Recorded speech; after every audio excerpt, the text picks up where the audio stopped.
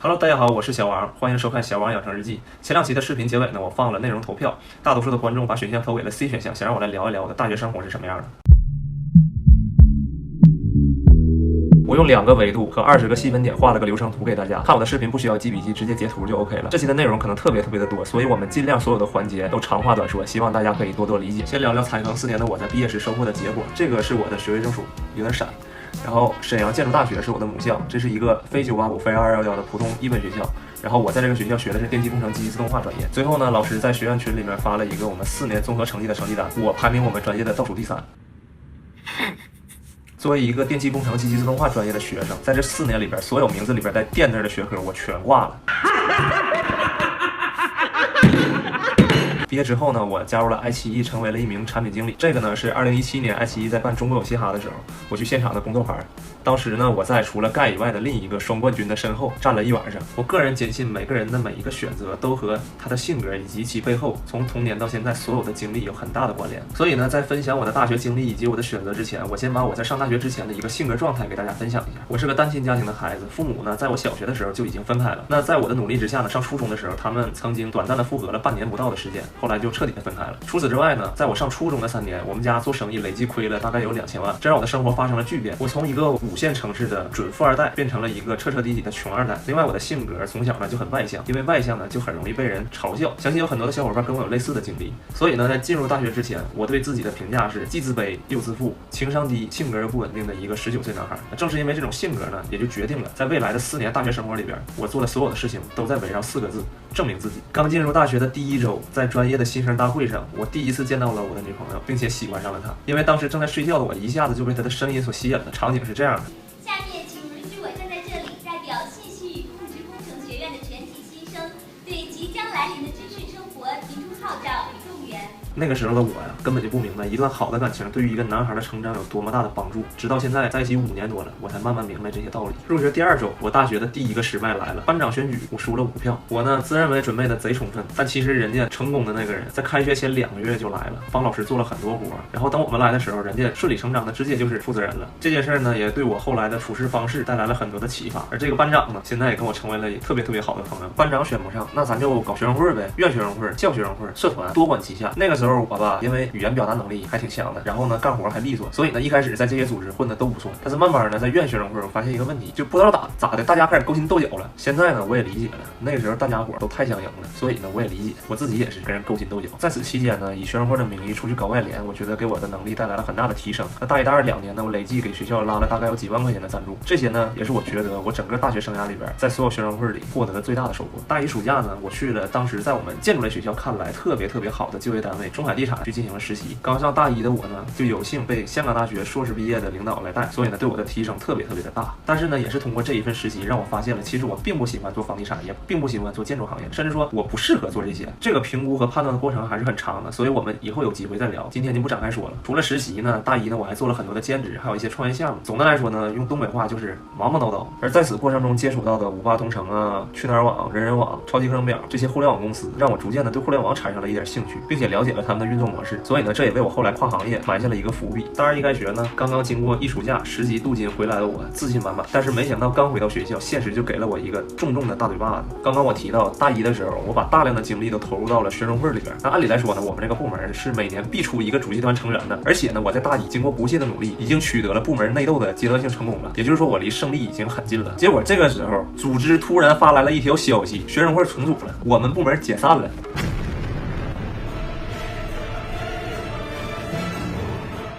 我觉得这个时候肯定有很多屏幕前的小伙伴会发现，哎，这感觉怎么这么似曾相识呢？这不就你前2天被裁员的感觉吗？有没有那味儿？突然惊喜，猝不及防，一夜之间家被偷了。但是呢，当时的我座右铭啊不 ，QQ 签名是我命由我不由天。当时我心里边想的就是，我不用部门了，老子是金的，到哪儿都能发光。所以呢，我开始以我的个人名义给学院学生会开始拉赞助做活动。结果接下来更有意思的事儿发生了，学生会负责老师呢组织所有的部长到一起开了个小会，提了一嘴，决定一下，让大家伙商量一下我的去向。结果怎么的？所有的部门没一个部门要我的。大1那1年吧，我为了证明自己太跳了，大家呢把这一切呢都看在了眼里。换成是我也不会让这么一个人来我的部门跟我的人去争，对吧？所以呢，这件事我现在来总结就是50%是现实，50%怪我自个儿没招。但是这些道理当时20岁的我不明白呀。那我当时咋整？我就懵了。我懵了之后，我第一反应去找主席哭，找老师哭，找部长哭。最后我这老部长实在是看不下去了，给我硬塞了一个部门。不过呢，懂的人应该都明白，我这么一闹完呢，虽然学生会留下了，但是学生会生涯基本就结束了，就没下文了。应该可能这时候有观众就会觉得了，说你小王你是老爷们吗？你这多大点事儿，你至于哭吗？还能找这老些人哭？但其实啊，大家伙你们换位思考一下，你上大学，你是一个年少无知的人，你用了1年的时间努力来证明自己，就在这一件事上，结果你觉得自己都成了，都要成了，马上到终点了，一夜之间全没了。这种感觉，我觉得对于很多人来说冲击是特别大的。再加上还有一个事儿，就那天我跟我对象还分手，这事儿了了之后呢，有一天晚上部门的这些难兄难弟出来请我吃饭，大家都怕我得抑郁症，再跳楼自杀啥的，都要出来劝我。完了，我说我跟我对象分手了，我现在心情特别不好。完了，这帮兄弟就劝我说，赶紧跟对象和好吧，给对象打个电话。打电话我就说了一句，我说那个咱俩能不能不分手啊？说完这句话之后，我这眼泪瞬间就控制不住了，就整个人就在那个烧烤店门口就哭的像个大傻贝他一样。然后我女朋友一听这话也哭了，说了一句，那你能不能别让我给你写作业了？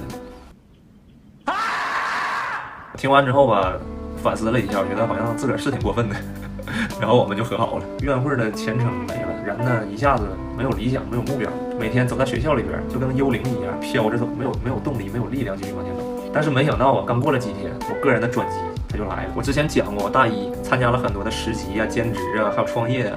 其实呢，这都归功于我在大学养成的一个习惯，就是我每天经过我们宿舍门口的那个告示栏的时候，我必须得看2眼，我必须得看看有没有什么好的机会，实习也好，兼职也好，对我有没有什么帮助。在那件事之后呢，我也是天天看。突然有一天，我就看见了一个特别精美的一个海报，就跟其他海报特别不一样，一看就是像有专门的平面设计做过的这么一个海报。海报具体怎么写的我忘了，但主体上来说就是说有一家叫趣分期的公司，他想招募管培生。我当时对这管培生那词儿特别的好奇，但是第一反应就是我瞅着挺牛逼呀，我就不知道是啥。但我女朋友就说，那你想试你就试试去呗。然后过几天我就穿着西装打着领带，我就去现场面试了。当时我只是一个大2的学生，我都不知道校园招聘是给大4的人去。到了现场之后呢，一个德高望重的老学长看见我了，过来说，你最好小心点，这家公司有可能是传销。如果是换成其他的学生，我估计可能就信了他这句话，但是我是不会信的。我准备了整整1周的时间了解这家公司，了解这家公司在做什么。我有充分的自信，比现场所有来面试的人都要了解他，所以我就当然知道它不是一家传销公司。趣分期这家公司呢，它一开始是主营做分期购物商城的，当时是2014年的10月份，它刚刚成立了半年左右。1年之后呢，2015年趣分期拿到了阿里巴巴的战略投资。3年之后的2017年，趣分期改名叫趣店，然后最终在纳斯达克敲钟上市。上市之后，它的最高市值曾经一度达到了110亿美金。110亿美金到底是什么概念呢？2019年在中国互联网公司市值排名第10的公司是360公司，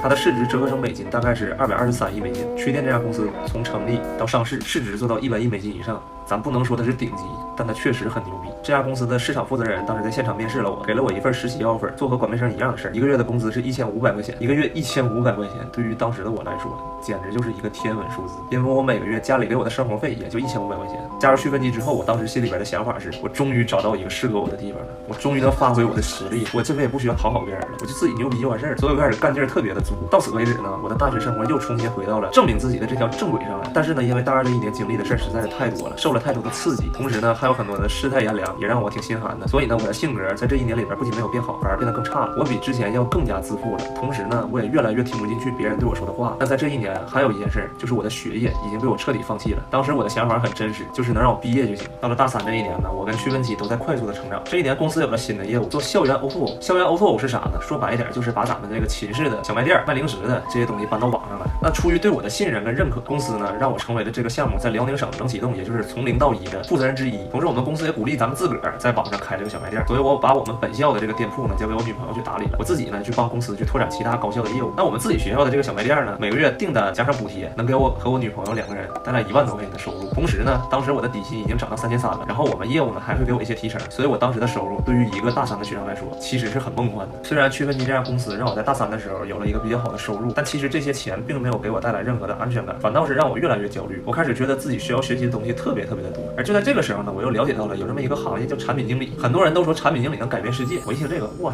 这更牛逼呀！所以当时我就开始了解这个行业。我发现这个行业其实更多的是在用创造力来驱动的。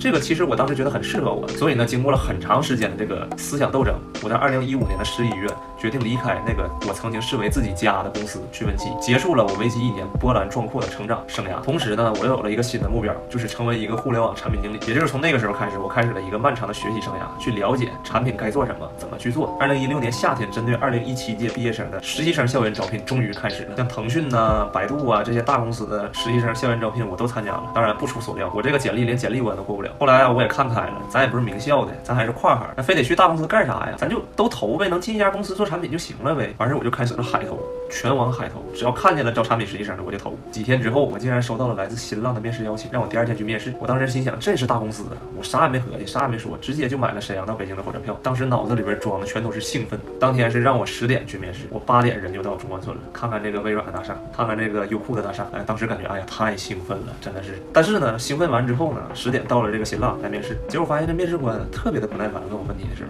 我感觉他压根他就好像根本就不想招我。然后他这一不耐烦呢，我就慌了，我就感觉哎呀什么都不知道了，就问我啥我都磕磕巴巴的，我也答不好了。然后我就感觉自己完了，这应该是搞砸了。但其实后来我才明白，这叫压力面，这很正常。后来中午呢，跟在北京的前趣闻记同事一起吃饭，然后就聊到这个事儿，人家说你看开就好，10次能有1次过就不错了。听完这话，我心里舒服多了。下午呢，我来到了第2家要面试的公司，美丽说嗨购。我是万万没有想到，面对这个女性海淘电商，我竟然发挥自如，并且在晚上得到了通知，拿到了他们家的 offer。有意思的是啊，当时给我 offer 的，后来成为我恩师的这个人，她老公呢，当时在做内容创业。后来呢，我发现在去年的时候，她老公已经是B站的百大 UP 主了。至此呢，我的实习生涯正式开始。我的收入呢，从在沈阳1个月将近2万，来到北京1个月3500块钱。我在北京光西门站旁边的一个小区里边租了一个900块钱1个月的隔断间。这隔断间多大呢？3平米不到，也就是一张单人床，然后能留下一个你能站起来的空间，走到门口能有一个你放盆的地方就没了。这个房间900多块钱1个月，而且这个房间因为它是隔断间，它是不通风的，整个夏天我就住在这个不通风的3平米的隔断间里边，完成了我的第1份实习生涯。现在回想起当时这段时间，我还是会觉得特别的开心，而且我特别为当时的自己感觉到骄傲。到了这一年的秋天呢，秋招就开始了。校招呢是一个很大的课题，中间包含了太多的事情。这期视频呢，我就先给大家讲一讲重点和最后的结果。在很多公司的面试里边呢，我的简历因为学校的问题可能过不了初步筛选，所以呢，大多数时候我都是选择去现场罢面，强行面试。那其中有一次呢，我千里迢迢来到了武汉，因为武汉有武大跟华科2个名校，很多公司都来这儿招聘。当时在那招聘的有滴滴、迅雷和网易游戏。那网易游戏呢，我到了最后 HR 面挂了，然后迅雷呢最后给了我 offer。回到北京之后呢，我当时觉得如果我直接回学校休息一直到毕业的话，有点太早了，因为当时离毕业还有整整8个月。我觉得自己在工作能力上还有很多方面需要提升，所以想找一家北京本地的公司来继续学习，最好是一家大公司。就在这个时候呢，我在很久以前投过的爱奇艺突然来找到我了，然后给我提供了一个实习生岗位。然后我去面试之后发现这个岗位刚好跟我之前做过的事情对口，但唯一的缺点是这家公司不能给提供转正，但是对我来说也不重要了，所以我顺理成章的成为了爱奇艺的实习生。大3这一年呢，我的性格和心态发生了巨大的变化，可能是因为我做了太多的事情跟选择，让我在做事之前呢懂得思考了。我开始愿意去倾听别人所说的话。在北京待着1年呢，认识了来自天南海北的朋友，这些朋友呢极大多数都非常的优秀。在跟他们交流跟交往的过程中呢，我的价值观也慢慢的得到了重塑。至于学业呢，因为我长期在北京实习，然后校招的时候呢又天南海北的到处跑罢面，当时我只能雇人替我上课，实际上我也没有别的办法。希望大家千万不要模仿我。转眼来到了大4，爱奇艺的领导跟同事呢对我都特别的好，对我的能力呢也比较认可。所以虽然呢这家公司不提供实习生转正，但我的领导依然是把我内推到了公司的校招流程里面。在毕业之前呢，我拿到了爱奇艺的 offer， 最后选择爱奇艺呢也是因为北京离我东北老家比较近，加上我女朋友签了360也在北京，这也让我对迅雷这家公司至今都保有一丝愧疚，因为是他们最早认可了我，因为他们我才有了自信，也有了后面的机遇。毕业前呢，我回到学校把我最后的5门挂科给补回来，比高考都累，一点也不夸张。同时呢，在这期间我还注册了一家公司，这家公司具体做什么，咱们后续有机会再聊。最让我欣慰的是，这家公司吸引了很多学弟学妹加入进来，并且呢，让他们明白了一个简单的道理，就是我们的专业、我们的学校都不是限制我们人生发展的枷锁。当时就有这么一个学妹，她特别的喜欢做视频，但是她从来没想过说她自己在一个建筑学校毕业之后能做这方面相关的工作。但是她前2天过来跟我说真的特别感谢我和我当时做的这家公司，如果没有这家公司的话，她可能就听父母的话，继续去考研，并且做自己不那么喜欢做的事情了。但她现在毕业之后来到了北京，并且每天从事的工作都是自己特别喜欢做的事情，她觉得特别开心。我的大学我觉得能讲的东西实在太多了，因为我大学走的路线是非主流的路线，在严格限制篇幅的情况下，这一期的稿子也已经达到了将近6000字。所以呢，如果后续大家对像爱情啊、实习啊、校招啊这些东西感兴趣的话，那我们后续可能每一个都单独做一期来分享给大家。在我走这条比较非主流的路的时候呢，很多人其实对我是不看好的，其中就包括家长啊、老师啊，甚至我的朋友啊、同学呀，有很多选择至今看来都是错的。但要知道，这个世界上没有任何人有义务给你正反馈，没有人告诉你怎么做，你就得自己去做、去尝试。我希望大家通过我的故事呢，能了解到独立思考、相信自己以及努力奋斗这些事情对我们成长起到的正向作用，而不是模仿我不好好学习、不务正业。我们每个人身上都有无限大的潜力跟可能性，跟这些相比呢，学校跟专业只是小到芝麻那么小的小标签。最后呢，希望大家看过我的视频之后呢，能够明白一个道理：最后决定我们人生什么样的东西，绝对不是我们的学历，也不是我们的专业，更不是我们的背景，而是我们自己。那再顺带提一嘴，上周呢，有很多的观众跟粉丝向我反映，说希望我不要拿 B 站的动态当朋友圈，不要发太多的内容。所以呢，思考了一下怎么解决这个问题，我决定以后呢，我会把我一些生活分享的东西，一些零碎的思考放在我个人的微博上，然后呢，会在 QQ 群里跟咱们大伙儿一起聊聊天。然后 B 站呢，我们以后只专注做内容，少发一些其他的东西。如果以上提到的这些是你所需要的东西的话，欢迎去我的置顶评论去分别关注。我是小王，如果你觉得这个视频对你有用的话，欢迎3连支持，让更多的人看到它。视频做的这么长，真的特别辛苦大家能看到这儿。好了，咱们下期再见。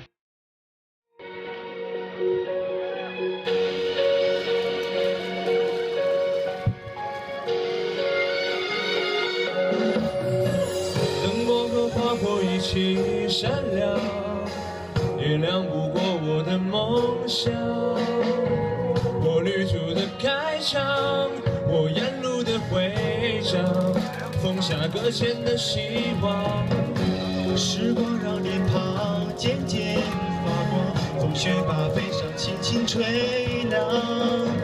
用遗失的翅膀，才拥有穿越过那暴风雨的力量。曾经的我想唱，就唱我最闪亮。这一个夏天有最温暖的阳光。你给我梦想，我勇敢往前闯。风吹雨打，拍拍肩膀。现在的我想唱，就唱我最闪亮。这一个夏天有最感动的目光。记忆的远方，我披戴着荣光，照进天窗，擦亮梦想。我最闪亮。